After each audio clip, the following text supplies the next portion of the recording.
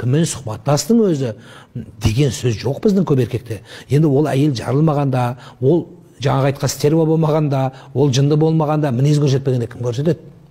Рас қой, былай жылы-жылы сөйлесе, жылан деп, жақсы сөз сөйлеп, мүмкін қыдыртып, жаңағы менен де сөйледі, әйелдің жынын қалай басам деп, ақшамен басасын дедім. Қазіргі заманның шындылықты Тифанимен басасын, білмеймін, немен басаң, онымен бас, әйтеуір, ақшамен басасын әйтеуір. Қазіргі заман зол. Өйткені, иә, онда анау мынандай сөз бар, әйелмен жақсы болса үйге байиды деген. Әйелге сыйлық әперген сайын еркек байиды деген тұжырым бар. Психологияда да келеді. Неге? Өйткені әйелде тыныштық болады. Еркек әйелге қуат береді.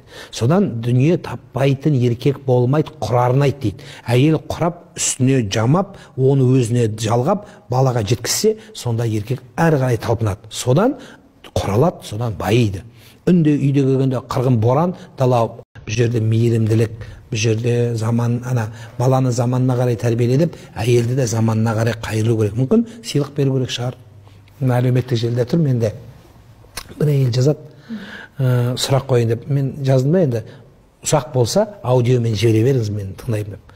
Содан телефон қойып қойғам, түнде еді ол, ертесіне қарасам 72 аудио жіберіпті. Әлеуметтік желідегі аудионың ұзақтығы 1 минут. 1 минуттан артық сөйленбейді ода. Жаңа кісі сонда 1,5 сағат сөйлеген, тоқтамай. Содан 1,5 сағат енді бәрін тыңдаған жоқ, ең соңын тыңдадым, не айтар екен деп. Сөйтсем ең соңғы сөзі, тыңдайсыз ба, тыңдамайсыз ба, маған бәрібір ішім деген бір шығарып алдым депті. Сол сияқты бұдан түйгенім не? Диалог жоқтығы. Ер адамның жай әшейін тыңдауға біздің жүйкеміз шыдамайды. Шаршап келдім, тез бол, әкел тамақ.